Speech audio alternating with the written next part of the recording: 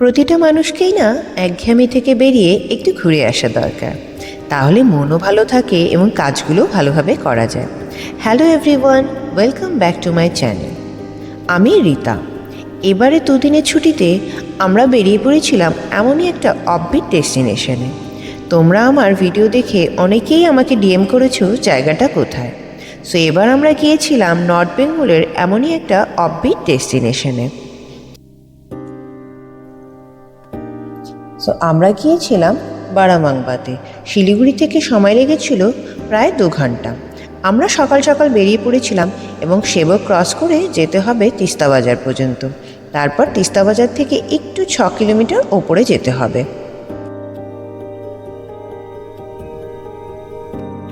আমরা পৌঁছে গেছি আমাদের ডেস্টিনেশনে। তোমরাও যদি নিরিবিলিতে একটু সুন্দর সময় কাটাতে চাও তাহলে এটা কিন্তু একটা পারফেক্ট ডেস্টিনেশন।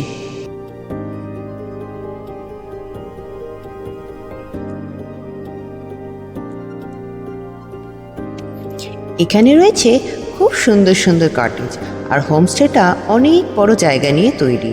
আর রুমগুলো ছিল খুবই সুন্দর এবং চারিদিকটা সুন্দর সুন্দর ফুল এবং গাছ দিয়ে এত সুন্দরভাবে সাজানো ছিল যে প্রত্যেকটা জায়গা দেখেই মনে হচ্ছিল সব জায়গায় ছবি তোলার জন্য একদম পারফেক্ট।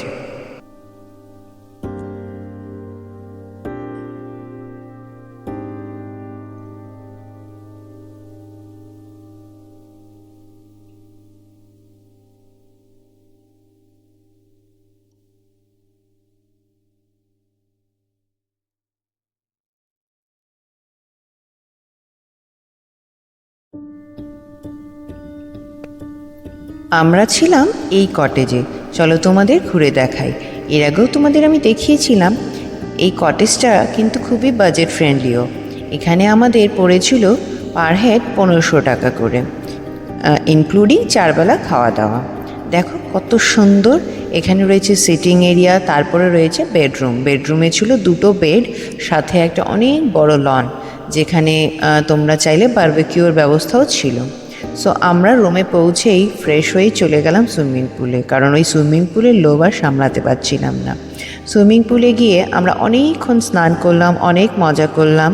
করে তারপরে আমরা চলে আসলাম রুমে এসে ভালোভাবে আবার একটু ফ্রেশ হয়ে তারপরে চলে গেলাম লাঞ্চ করতে।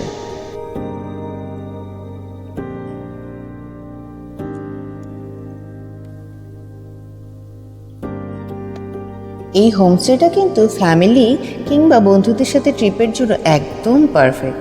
তোমরা অবশ্যই একবার ঘুরে এসো একদিনে বা 2 দিনের ছুটিতে। খুব ভালো লাগবে এইটুকু বলতে পারি। এই গরমে শান্তিতে নিরিবিলিতে দারুণ একটা সময় কাটাতে পারবে এবং সুইমিং পুলের মজা নিতে পারবে।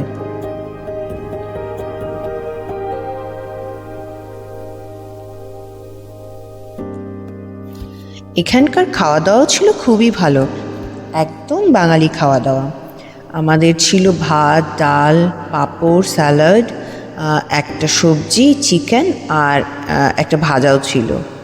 তো আমরা তো দারুণ এনজয় করেছি লাঞ্চটাকে, কারণ খুব খিদে পেয়েছিল। অনেক সকালে বেরিয়েছিলাম বাড়ি থেকে, আর সুইমিং পুলে এত হইহুল্লোড় করেছি।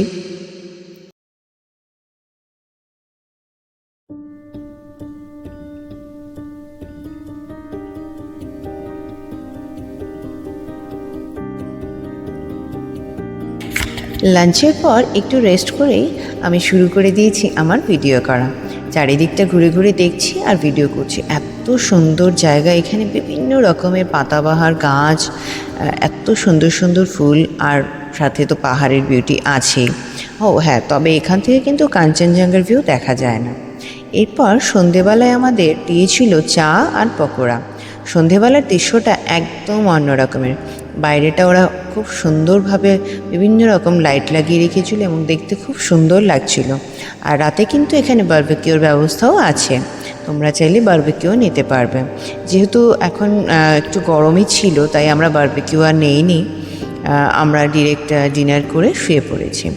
তারপরে সকালবেলা ঘুম থেকে উঠে এরকম সুন্দর প্রাকৃতিক দৃশ্য দেখতে দেখতে চা খাওয়ার আমেজ যে কী সেটা বলে বোঝানো যাবে না। চা খেয়ে আমি আবার বেরিয়ে পড়লাম বাইরের পরিবেশটা ঘুরিয়ে দেখতে। চারিদিক আবার ঘুরে ঘুরে দেখছিলাম, এত সুন্দর লাগছিল তোমাদের বলে বোঝাতে পারবো না। চারিদিকটা ঘুরে দেখেই আমরা চলে গেলাম ব্রেকফাস্ট করতে। আমাদের ব্রেকফাস্টে ছিল রুটি, ডিম সেদ্ধ, আলু সবজি, কলা, আচার। ওরা আমাদের জিজ্ঞেস করেছিল আমরা কি খাবো, আমরা বলেছিলাম আমরা রুটিই খাবো। এই দিদির ব্যবহার ও আতিথেয়তা ছিল খুবই ভালো। এরপর আমরা বেরিয়ে পড়লাম আমাদের নেক্সট ডেস্টিনেশনে। তো এটা আসবে আমার পরের ব্লগে। ভিডিওটা ভালো লাগলে একটু লাইক আর কমেন্ট করতে ভুলো না কিন্তু। বাই।